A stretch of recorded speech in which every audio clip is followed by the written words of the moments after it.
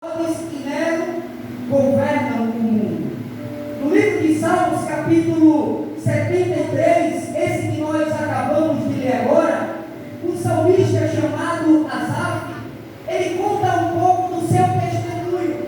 E aqui ele vai contar que quase caiu na tentação de seguir o estilo de vida dos ímpios. Ou seja, logo no começo dessa palavra do Salmo 73, ele começa exaltando a Deus, exatamente por Deus ter livrado ele dessa tentação.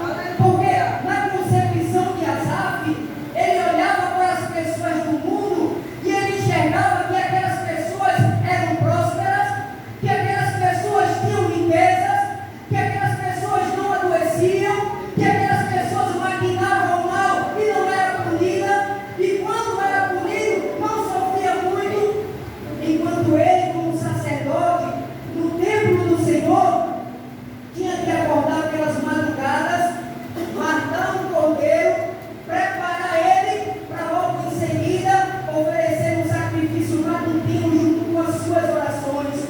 No final da tarde, a mesma coisa, tinha que matar um cordeiro para depois preparar e apresentar esse sacrifício para Deus junto com as suas orações. Aleluia. Então, essa vida que ele estava tendo de sacerdote no templo do Senhor estava cansando ele. Ele estava uma pessoa fatigada.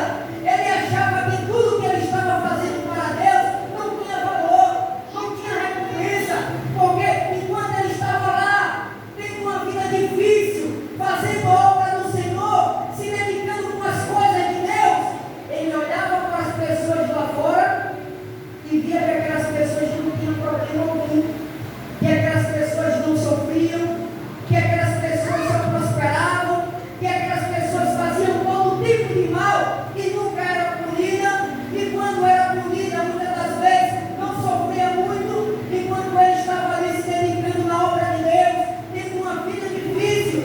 E essa conclusão chegou na mente dele, para que você possa entender. Esta conclusão chegou na mente do sacerdote Asaf, que servir a Deus